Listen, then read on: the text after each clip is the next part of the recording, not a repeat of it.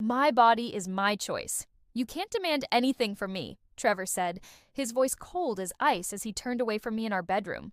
The words hit me like a physical blow, leaving me standing there in the silk nightgown I had carefully chosen for our 6-week anniversary. 6 weeks. 6 weeks of marriage, and my husband had not touched me once.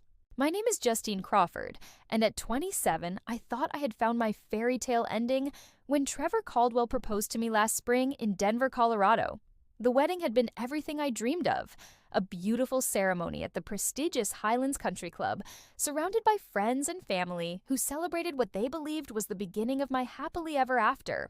But as I stood in our bedroom that night, watching my husband's rigid back as he pretended to read his phone, I realized that something was terribly, devastatingly wrong. "Trevor, we're married," I whispered, my voice barely audible. "I'm your wife.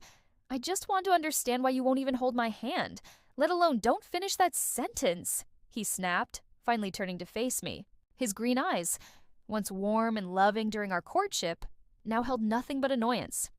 "I told you my body belongs to me. Marriage doesn't give you ownership over it. You need to respect my boundaries." The word boundaries felt like a slap. During our 8-month courtship, Trevor had been affectionate, romantic even. He would pull me close during movies, kiss me goodnight after dates, and hold my hand as we walked through Washington Park. But the moment we returned from our honeymoon in Aspen, a honeymoon where he had claimed exhaustion every single night, everything changed. It was as if a switch had been flipped, transforming the man I married into a stranger who flinched whenever I came near him. "This isn't normal," I said, my voice gaining strength. "Married couples are intimate. They share a bed. They touch each other, they normal." Trevor laughed bitterly. "You want to talk about normal? Normal is respecting your partner's choices. Normal is not pressuring someone into physical contact they don't want." I stared at him, feeling the ground shift beneath my feet.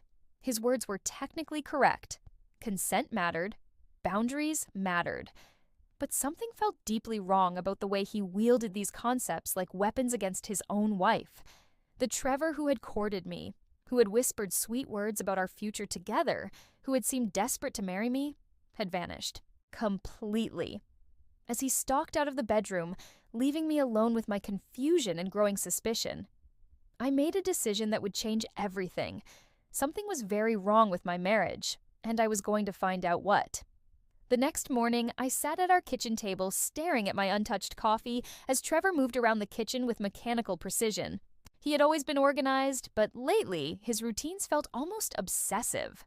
He checked his phone constantly, stepped outside to take calls, and had developed a habit of disappearing for hours without explanation.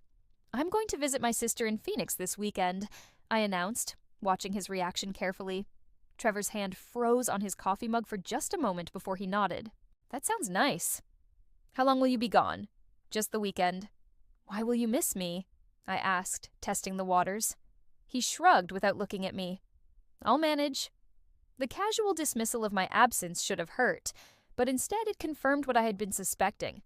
Trevor seemed relieved whenever I left the house. During our courtship, he had hated when business trips separated us, even for a day. Now, he practically encouraged my absence. I studied his profile as he scrolled through his phone. Trevor was undeniably handsome, tall with thick dark hair and those striking green eyes that had first caught my attention at a coffee shop downtown. He worked as a financial consultant, or so he claimed, though I had never met any of his colleagues or clients.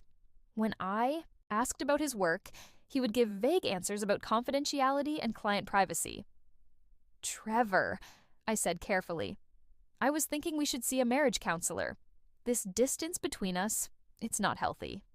His head snapped up, and for a moment, I saw something flash in his eyes. Panic, maybe, or fear. But it was gone so quickly I wondered if I had imagined it. "We don't need counseling," he said firmly. "We just need time to adjust to married life. Not everyone falls into perfect rhythm immediately." "It's been 6 weeks," I reminded him. "6 weeks is nothing in the scope of a lifetime together," he replied, but his voice sounded rehearsed as if he had practiced this response. That afternoon, after Trevor left for what he claimed was a client meeting, I did something I had never imagined myself doing. I searched through his things, not out of jealousy, but out of a growing conviction that the man I married was keeping secrets from me. His home office was meticulously organized, almost suspiciously so. His desk drawers contained only basic office supplies. His filing cabinet held generic financial documents, and his computer was password protected. But as I was about to give up, I noticed something odd. In the trash can, partially hidden beneath other papers, was a receipt from a flower shop in Las Vegas. The date was from 3 weeks ago, when Trevor claimed to be at a financial conference in Salt Lake City. The receipt was for a dozen red roses, and written on the back in Trevor's handwriting was a phone number with a Nevada area code. My hands trembled as I photographed the receipt with my phone. Whatever Trevor was hiding, I was going to find out. The man I married was living a lie, and I deserved to know the truth. That evening, I sat in my car outside the office building where Trevor claimed to work, watching through the lobby windows. I had called his supposed workplace earlier, asking to speak with Trevor Caldwell, only to be told that no one by that name was employed there. The security guard I spoke with was apologetic, but firm. He had worked there for 5 years and had never heard of Trevor. When Trevor's car pulled into the parking lot at 6 Mabir p.m., I slumped down in my seat, watching as he sat in his vehicle for several minutes, talking animatedly on his phone. Even from a distance, I could see his body language was completely different from the cold, distant man he became at home. He was smiling, laughing, even gesturing with his free hand like he was having the most wonderful conversation of his life. After 20 minutes, he ended the call and walked into the building, not to an office, but to the coffee shop on the ground floor. He ordered a drink and sat at a corner table, pulling out his laptop. For the next hour, he appeared to be working. But something about the scene felt staged, performative. When he finally left, he threw away what looked like fake paperwork and drove home. I followed at a safe distance, my mind racing.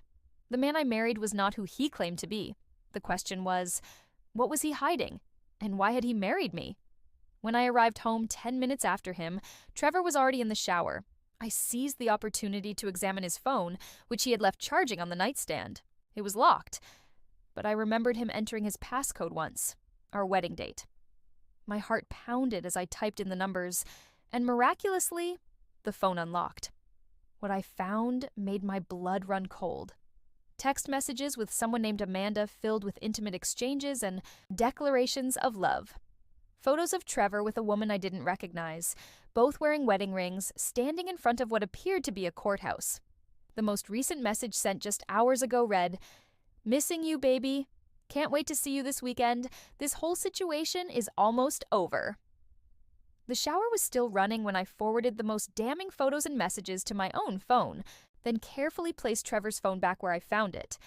My hands were shaking so violently, I could barely grip my own device as I stared at the evidence of what appeared to be Trevor's double life. When Trevor emerged from the bathroom, wrapped in a towel and humming softly, I was sitting on the bed pretending to read a magazine. He seemed genuinely happy for the first time in weeks, and now I understood why. He was living 2 lives, and apparently his life with me was the one he wanted to end. "I think I'll turn in early tonight," I said, my voice carefully neutral. "Good idea," Trevor replied, and I didn't miss the relief in his voice. Sweet dreams, Justine. As I lay in the dark, listening to his even breathing beside me, I made a decision that would shatter both our lives. Tomorrow, I would contact a lawyer and find out exactly who I had married.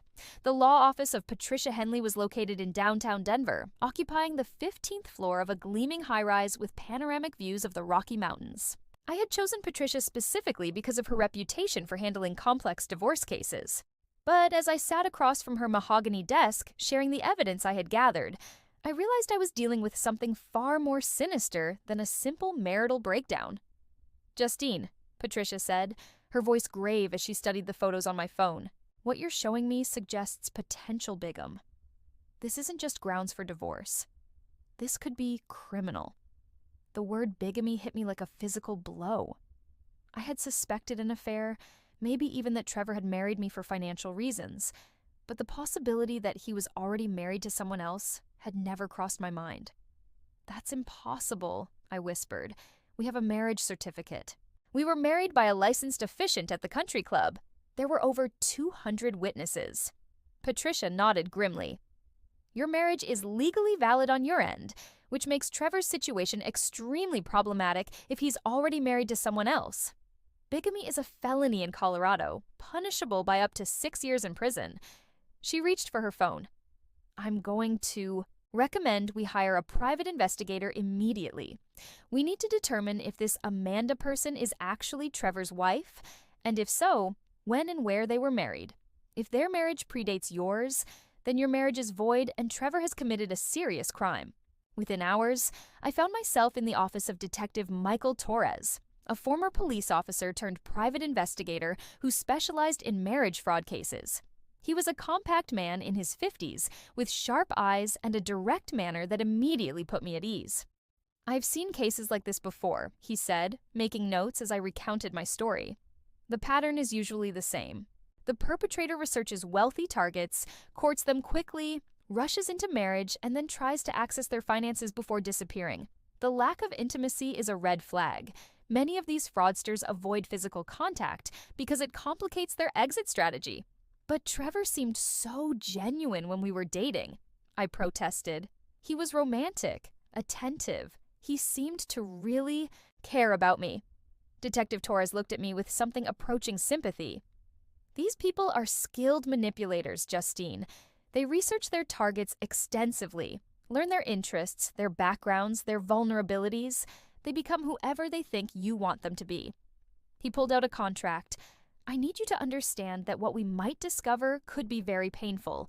Are you prepared for the possibility that everything about your relationship was a lie? I thought about the past 6 weeks of confusion and rejection, about the cold stranger sharing my bed, about the phone calls and mysterious absences. Whatever the truth was, it couldn't be worse than the uncertainty I was living with. I need to know, I said firmly, whatever it takes. Detective Torres nodded and began outlining his investigation plan. He would start by running comprehensive background checks on Trevor Caldwell, searching marriage records in multiple states, and attempting to identify and locate Amanda. He would also investigate Trevor's claimed employment and financial history. One more thing, he said, handing me a small recording device. If Trevor makes any admissions or threats, we need them on record. Colorado is a one-party consent state, so you can legally record conversations you're part of without his knowledge. As I left the detective's office, the small recording device felt heavy in my purse. I was about to embark on an investigation that would either save my marriage or destroy it completely. But for the first time in weeks, I felt like I was taking control of my situation instead of being a passive victim of Trevor's manipulations. That evening, I watched Trevor across the dinner table, studying his face for any sign of the man I thought I had fallen in love with. He seemed relaxed, almost cheerful, making small talk about his day while I mechanically ate my pasta. Every smile, every casual comment, every moment of apparent normalcy now felt like an elaborate performance designed to deceive me. When he excused himself to take a phone call in his office, I turned on the recording device and followed him, positioning myself outside the door. I know, baby. I miss you too. Trevor's voice carried through the thin office door, tender and loving in a way I hadn't heard since our honeymoon. This whole situation is more complicated than I expected, but I promise it'll be over soon. I pressed closer to the door, my heart hammering as I listened to what was clearly an intimate conversation with another woman. No, she doesn't suspect anything, Trevor continued. She's actually making it easier by pulling away herself. I think she's planning to file for divorce, which would solve all our problems. Once the papers are signed, I can access the trust fund and transfer everything before she realizes what happened. The casual cruelty in his voice made my stomach lurch. He was talking about me like I was nothing more than a business transaction, a problem to be solved. The prenup was a stroke of genius, he continued. She was so in love, she barely read it.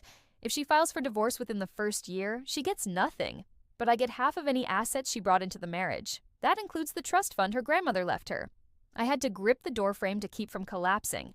The prenuptial agreement Trevor had insisted on, claiming it would protect both our interests, was actually designed to rob me blind. He had manipulated me into signing away my own inheritance. I love you too, Amanda, Trevor said, his voice dropping to an intimate whisper. Tell me about your day. How was work? For the next 10 minutes, I listened to Trevor have the kind of loving, attentive conversation I had desperately craved from him. He asked about Amanda's job as a nurse in Las Vegas, remembered details about her colleagues, made plans for their weekend together. He was everything to her that he refused to be to me. When he finally ended the call, I crept back to the living room and turned off the recording device, my hands shaking as I processed what I had just learned. Trevor hadn't just married me while already married to someone else. He had orchestrated an elaborate fraud designed to steal my inheritance. The prenup, his rejection of intimacy, even his encouragement of my independence, were all part of a calculated plan to rob me and disappear. The next morning, while Trevor was supposedly at work, Detective Torres called with his preliminary findings. "I have good news and bad news," he said. "The bad news is that Trevor Caldwell married Amanda Wilson in Las Vegas 8 months ago, 2 months before he proposed to you. Their marriage is fully legal and documented. My worst fears were confirmed, but Detective Torres continued. The good news is that this makes your case straightforward. Trevor committed bigamy when he married you, and the evidence you recorded last night proves intent to commit marriage fraud. We have enough to file criminal charges and void your prenup based on fraud." "What happens now?" I asked, feeling strangely calm despite the magnitude of what I had learned. "Now we set a trap," Detective Torres said. "Based on the conversation you recorded, Trevor is planning to access your trust fund soon. We need to catch him in the act. Are you willing to let this play out a little longer to gather more evidence?" I thought about the man who had swept me off my feet with romantic gestures and promises of forever, who had turned out to be a criminal using me for my money while loving someone else. The betrayal cut deeper than I could have imagined. But beneath the pain was something harder and more determined. "Yes," I said firmly. "Let's catch this bastard." Detective Torres had been thorough in setting up surveillance, but what he discovered over the next week exceeded even his expectations.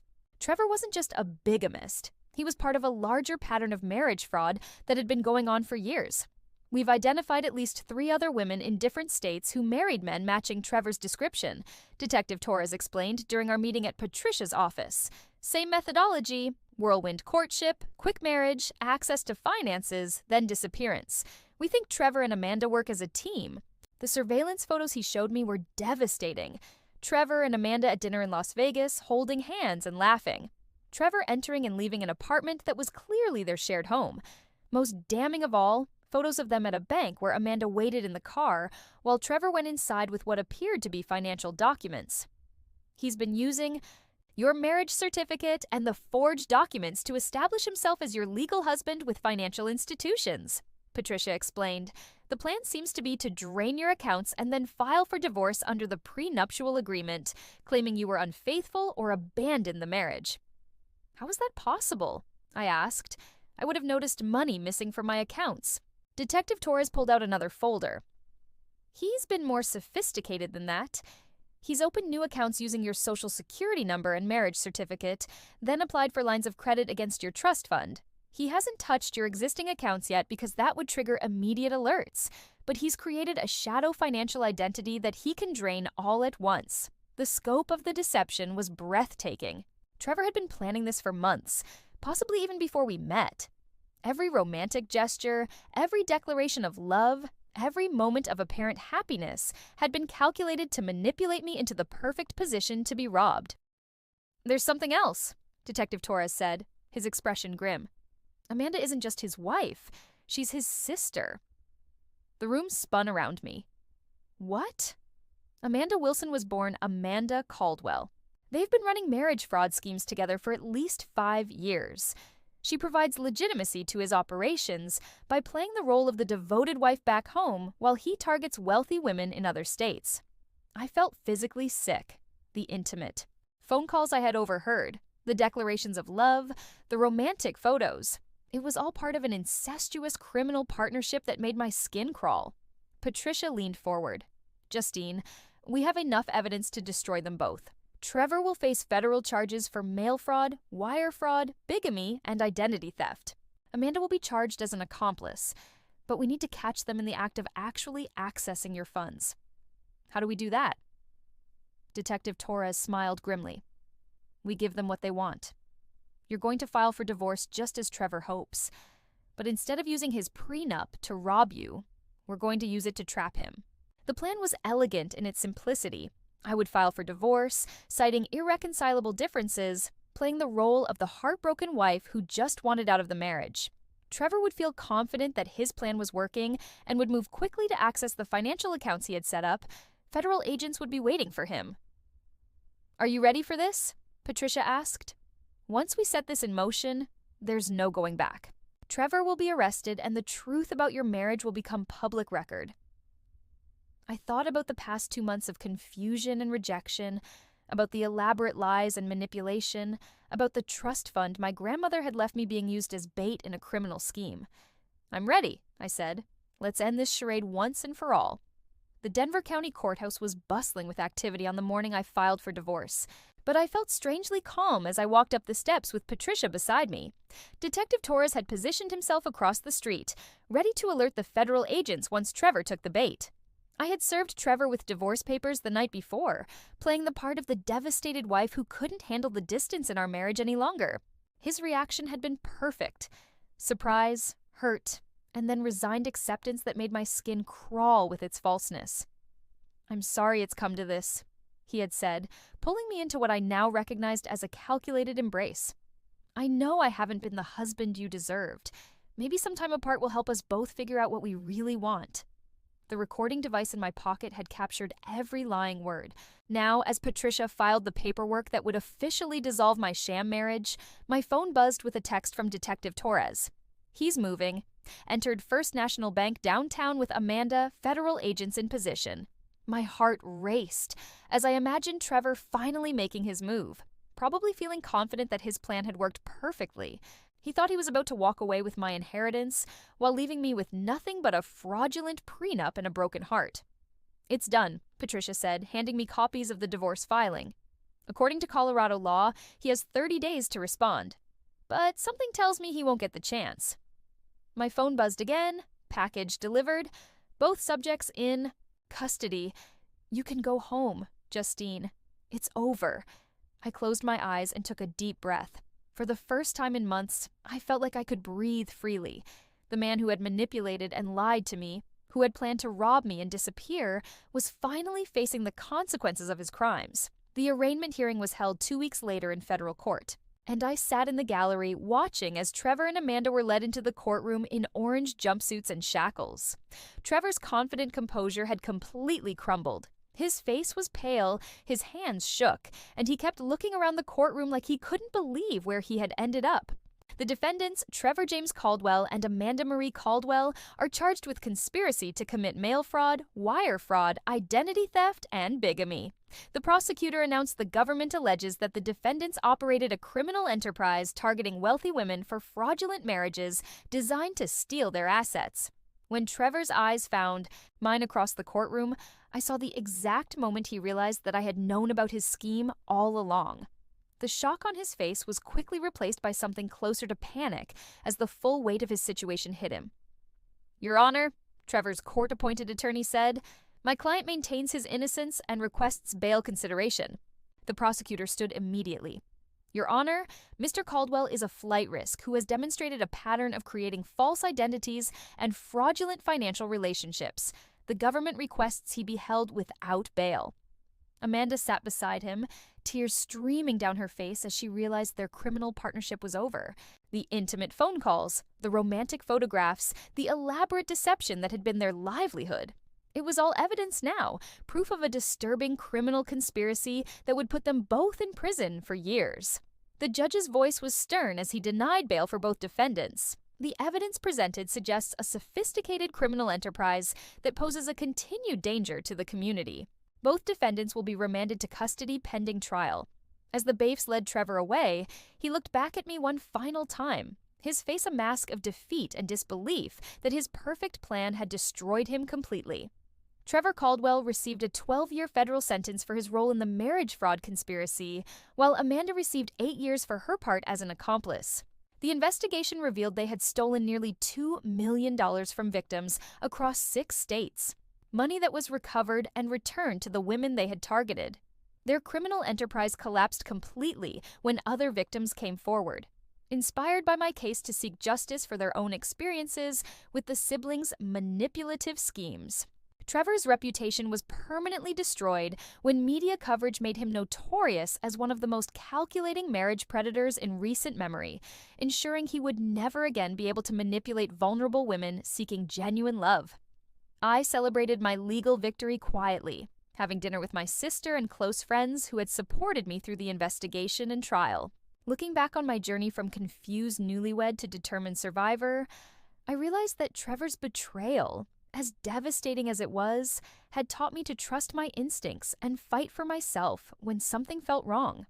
The revenge I had sought wasn't just about punishing him, it was about reclaiming my power and ensuring that no other woman would fall victim to his lies.